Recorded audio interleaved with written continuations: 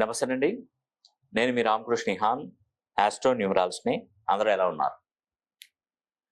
ఈరోజు సింహరాశి వారి గురించి మనం తెలుసుకుందాం. ఫిబ్రవరి 2024 మాస ఫలాలు. ఈ వీడియోను ప్రతి ఒక్కరూ సింహరాశి వారు అయితే చివరి వరకు చూసే ప్రయత్నం చేయండి. నేను పూర్తిగా వివరంగా మీకు తెలియజేస్తాను. సింహం అగ్నితత్వ గల రాశి. దీనిలో మఖ 4 పాదాలు, పుబ్బ 4 పాదాలు, ఉత్తర 1 పాదం మనకు సింహరాశి. ఇప్పుడు మఖా నక్షత్రంలో 4 పాదాలు ఉంటాయి. ఈ మఖా నక్షత్రానికి అధిపతి ఎవరండి? కేతు. కేతు ఈ మఖా నక్షత్రంలో పుట్టిన వారు మా, మీ, ము, మే అనే అక్షరాలతో పేర్లు పెట్టుకుంటారు. ఇప్పుడు పుబ్బా నక్షత్రం 4 పాదాలు సింహరాశి. మో, టా, టీ, టు అనే అక్షరాలతో పేర్లు పెట్టుకుంటారు. పుబ్బ మొదటి పాదం అనుకోండి మో, రెండో పాదం అయితే టా, మూడో పాదం అయితే టీ, 4వ పాదం అయితే టు, ఈ అనే అక్షరాలతో పేర్లు పెట్టుకునే ఉంటుంది.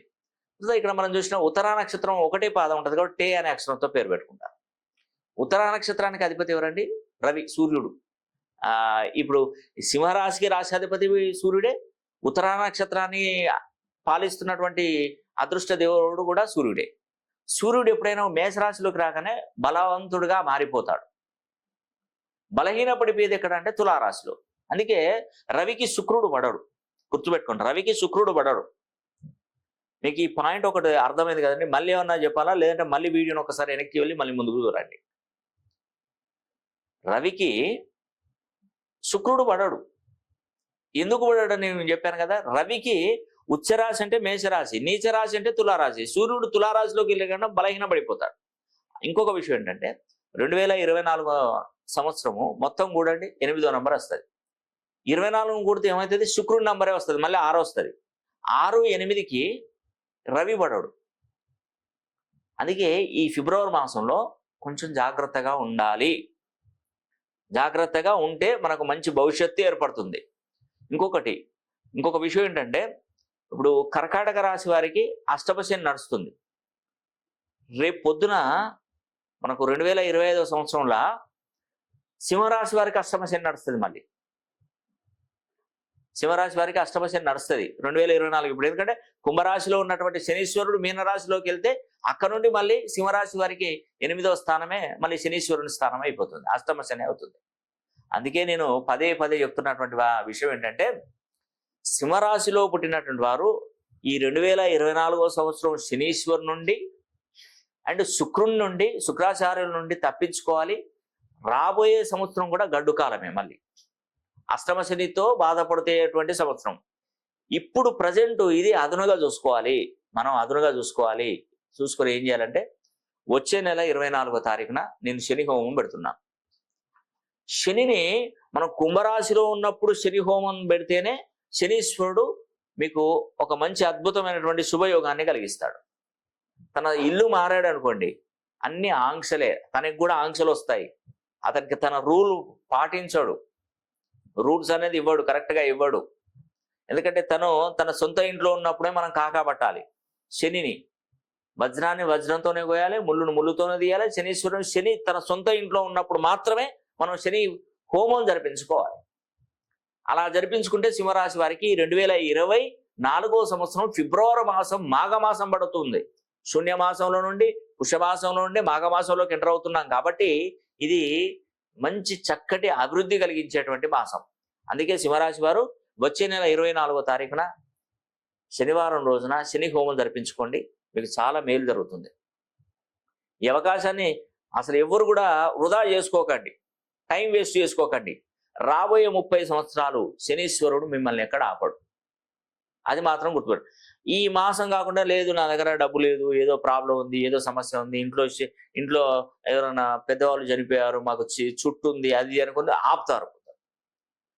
ఆపినప్పుడు మనకు శనీశ్వరుడు కుంభరాశి నుండి మీనరాశిలోకి వస్తే ప్రతి సంవత్సరం కూడా నువ్వు శని హోమం జరిపించుకుంటూనే ఉండాలి. ప్రతి సంవత్సరం జరిపించుకోవాలి.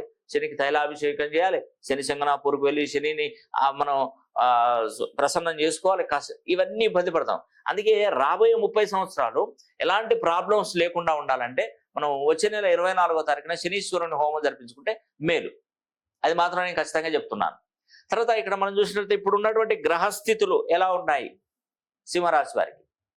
శని 7వ స్థానంలో, రాహు 8వ స్థానంలో నేను చెప్పాను ఇప్పుడు సప్తమం నుండి అష్టంలోకి వెళ్తాడు, అష్టమ శని వస్తుంది.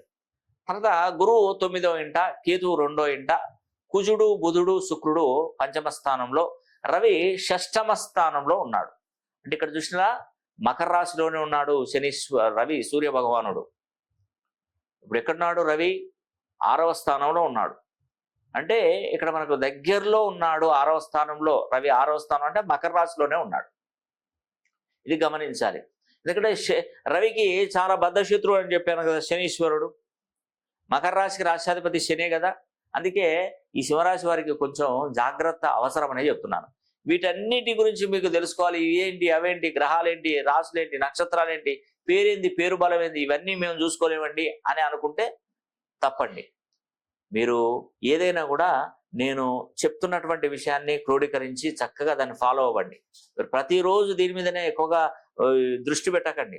ఒకసారి మీ పేరుని మంచి సంఖ్యాబలంలోకి ఆల్ఫాబెట్లో సెట్ చేశామనుకోండి, ఆ పేరే చూసుకుంటుంది, ఇక మీరు ఏం చేయని అవసరం లేదు అన్నట్టుగా. ఒకసారి 24వ తారీఖున శని హోమం జరిపించుకొని సిద్ధంగా ఉండండి. మీరు ఎందుకు రాదండి?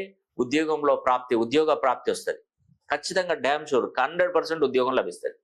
వ్యాపారంలో మునుపెన్నడు చేయలేని వ్యాపారాలు చేస్తారు, కోట్లకు కోట్లు పడగలుగుతారు, కోటీశ్వర్లు అవుతారు.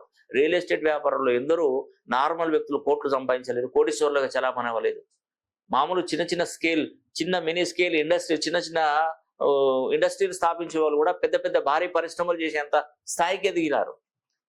అంటే ఎప్పుడు జీవితం ఒకేలా ఉండదు అనేది దీనికి అర్థం. టైం వచ్చినప్పుడు దాన్ని సద్వినియోగం చేసుకుని 4 పైసలు డబ్బులు వెనక్కి చేసుకుంటే అవసరం ఉన్నప్పుడు మనం దాన్ని వినియోగించుకోవచ్చు. కాబట్టి ఎప్పుడు కష్టాలలో ఉండవు. మనిషి అన్నప్పుడు జీవితంలో కష్టాలు ఉంటాయి, సుఖాలు ఉంటాయి, కన్నీళ్ళు ఉంటాయి, దుఃఖం ఉంటుంది, కోపం ఉంటుంది, త్యాగం ఉంటుంది. అన్ని మానవ జీవితమే, కలబోతనే మానవ జీవితం. ఆ మానవ జీవితాన్ని మనం మరల్చుకున్నట్టుగా మనమే మన జీవితాన్ని మార్చుకోవచ్చు. అది మన చేతిలోనే ఉంటది. బ్రహ్మదేవుడు ఒకరోజు మునీశ్వరుడైనటువంటి నారద మునీంద్రుడు బ్రహ్మదేవుని దగ్గరికి వెళ్ళాడు. బ్రహ్మదేవుని అడిగాడు, ఏంటి మానవులో ఉన్నటువంటి వాళ్ళ కర్మ అంతేనా, ఇక నువ్వు రాసినట్టుగానే ఉంటుందా, దాన్ని మార్చుకోలే శక్తి వాళ్ళకి ఇవ్వలేదా మీరంటే, మనకు బ్రహ్మదేవుడు చెప్తాడు, ఒక వరం ఇచ్చాడు. నేను రాసింది ఏం రాత కాదు, వాళ్ళు చేస్తున్నటువంటి పనులను బట్టి వాళ్ళ రాత చేంజ్ అవుతుంది అని చెప్పాడు. అందరూ అనుకుంటారు బ్రహ్మ తల రాత రాశాడు, నుదుటి రాత రాశాడు, అతను రాసినట్టుగానే జరుగుతుందని అనుకుంటారు. కానీ నేను రాసింది ఏం లేదు, అక్కడ ఖాళీగానే ఉంచాను. వాళ్ళకు నమ్మకం అంతే. కాకపోతే ఏంటంటే వాళ్ళు చేస్తున్నటువంటి పనులను బట్టి వాళ్ళకి ఆ తలరాత నిర్ణయించబడుతుందని బ్రహ్మదేవుడు సెలవు ఇచ్చాడు. అంటే ఎవడైతే కష్టపడి పనిచేసి నుదుటి మీద చెమట చుక్కలు చిందిస్తాడో వాడే బాగుపడతాడని బ్రహ్మదేవుడు సెలవిచ్చాడు నారద మునీంద్రుడికి.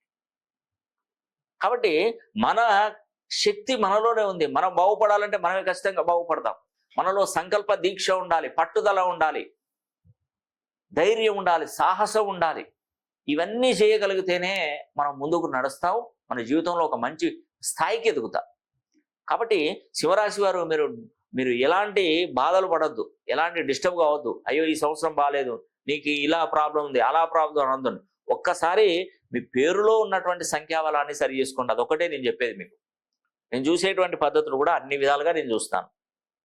నేమాలజీ, గ్రాఫాలజీ, సిగ్నేచరాలజీ, ప్రొనాలజీ, Indian western numerology, Indian western astrology, ప్రశ్నాశాస్త్రం, హస్తరేఖలు, గవ్వలు, తాళపత్ర గ్రంథాలు, ఇలా అన్ని విధాలుగా నేను పరిశీలన చేస్తాను. సమస్య ఎలాంటి సమస్య అయినా పరిష్కారం ఇస్తాను మీకు తప్పకుండా. ఇక్కడ చూడండి, సింహరాశి వారికి ఆదాయం 2, భయపడొద్దు, వ్యయం 14, రాజపూజ్యం 2, అవమానం 2గా ఉందండి. కాబట్టి మీరు ఏం టెన్షన్ పడిన అవసరం లేదు. నేను చెప్పినట్టుగా మీరు ఫాలో అయితే సరిపోతుంది. ఇప్పుడు చూడండి, ఇప్పుడు మనకు సింహరాశి కేతువు, ఏది మఖా నక్షత్రానికి అధిపతి కేతువు ఏ స్థానంలో ఉంటే వాడు బలపడిపోతాడు. వృశ్చిక రాశిలోకి వచ్చాడంటే కేతువు బలపడిపోతాడు, వృషభ రాశిలోకి వస్తే నష్టపోతాడు. అది రోజు గ్రహస్థితిగతిలో చూసి కేతువు ఎక్కడున్నాడు ఏంటి అన్నది కూడా మీరు చూసుకోవాలి. ఫస్ట్ శుక్రుడు ఉన్నాడు అనుకోండి, శుక్రుడు మీనరాశిలోకి వస్తే బలవంతుడిగా మారిపోతాడు. అదే బలహీనపడిపోయే రాశి కన్యా రాశిలోకి రాగానే బలహీనపడిపోతాడు. శుక్రుడు 30 రోజులకు ఒకసారి ట్రావెల్, ఒక రాశి చక్రం నుండి ఇంకొక రాశి చక్రానికి వెళ్తున్నాడు. అవన్నీ చుట్టుకొని రావడానికి కనీసం సంవత్సరం పడుతుంది. అదే గురువు అయితే 12 సంవత్సరాలు పడుతుంది. అదే శనీశ్వరుడు అయితే 30 సంవత్సరాలు పడుతుంది. అదే చంద్రుడు అయితే 30 రోజులే పడుతుంది. ఇవన్నీ మనం తెలుసుకోవాలి ఉన్నటువంటి గ్రహస్థితులు. కాబట్టి ఒకసారి మీ పేరును మంచి సంఖ్యాబలంలోకి మీరు మార్చుకొని నేను చెప్పినట్టుగా పరిహారాలు చేసుకుంటూ ముందుకు వెళ్తే మీ జీవితం చాలా అద్భుతంగా రాణిస్తారండి. అది చదువే కానీ, వివాహమే కానీ, ఉద్యోగమే కానీ, వ్యాపారమే కానీ, ఏదైనా కానివ్వండి. బ్రహ్మాండమైనటువంటి జీవితం మీకు తప్పకుండా అందుతుందని కూడా నేను మీకు ఈ వీడియో ద్వారా తెలియజేస్తున్నాను. ఈ వీడియో కనుక మీకు నచ్చినట్లయితే లైక్ చేయండి, షేర్ చేయండి, కామెంట్ చేయండి. సర్వే జన సుఖినో భవంతు.